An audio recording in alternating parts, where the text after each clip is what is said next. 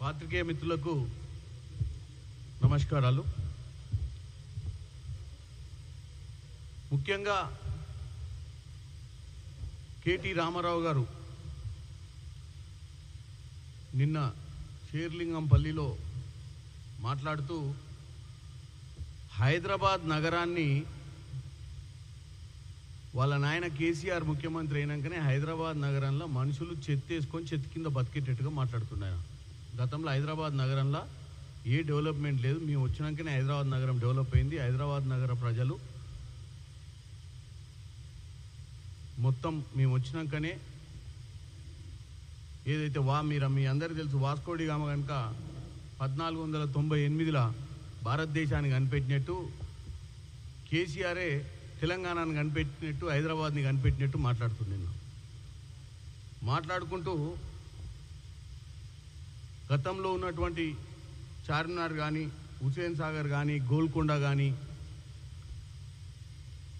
కాంగ్రెస్ ముఖ్యమంత్రులున్న హయాంలో వచ్చినటువంటి రాజీవ్ గాంధీ అంతర్రాష్ట్రీయ ఎయిర్పోర్ట్ కానీ, ఓఆర్ఆర్ కానీ, లేకపోతే హైటెక్ సిటీ కానీ, మెట్రో కానీ, వీటన్నిటి గురించి నాకు తెలిసి కేటీ రామారావు గారికి తెలవక మాట్లాడిండా, లేకపోతే ఆయన అమెరికాలో ఉన్నప్పుడు ఇవన్నీ కట్టిరు కాబట్టి ఆయన ఇండియాకు వచ్చి వాళ్ళ నాయన ముఖ్యమంత్రి అవుతాడన్న ఆలోచనతో ఇండియాకు వచ్చినాక, వాళ్ళ నాయన వచ్చినాకనే ఈ రాష్ట్రంలో ప్రజలు 3 పూటల భోజనం చేస్తున్నారు. వాళ్ళ నాయన వచ్చినాకనే ఈ రాష్ట్రంలో అందరూ ఆయన లెక్క సూటు బూట్ వేసుకొని తిరుగుతురన్న ఆలోచనలో ఉన్నట్టు క్లియర్గా కనపడుతుంది.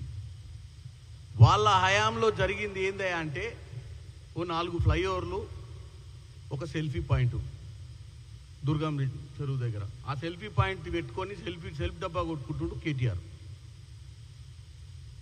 ఆయన ఏదో హడ్సన్ బ్రిడ్జ్ మీద న్యూయార్క్లో కట్టిన బ్రిడ్జ్ అనుకొని మొత్తం డెవలప్మెంట్ మా వల్లనే అయిందని ఒక పిచ్చి భ్రమలో బతుకుతుండు కేటీ రామారావు గారు.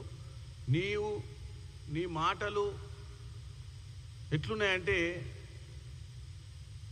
దమ్ముందా ఎన్నికలు పెడతారా అంటాడు.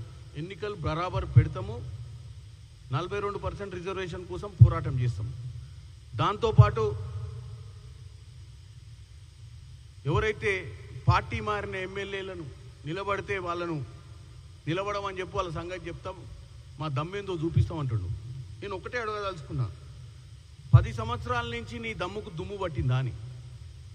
నీ హయాంలో 60 మంది ఎమ్మెల్యేలు, ఎంపీలు పార్టీ మారినప్పుడు అప్పుడు దమ్ము చూపించుకొని అప్పుడు వాళ్ళతోటి భయ ఎన్నికల పోరాటం చేయించేది ఉండే. నువ్వు అప్పుడు నీ దమ్ము ప్రదర్శించకుండా వాళ్ళని విలీనం చేసుకున్నావు. వాళ్ళతో భయ ఎన్నికలు చేయకుండా ఇవాళ మా దమ్ము గురించి మాట్లాడుతున్నావు. దమ్ము గురించి మాట్లాడే ముందు నువ్వు ఒకటి అర్థం చేసుకోవాలి. ఈ మధ్య కాలంలో 23 ఎన్నికలలో హైదరాబాద్ నగరంలో నాకు ఎక్కువ సీట్లు వచ్చినాయి అంటే, అవును, హైదరాబాద్ నగరంలో నీకు ఎక్కువ సీట్లు వచ్చినాక 6 నెలలకే నీకు పార్లమెంట్లో గుండుసున్న చూపించారు.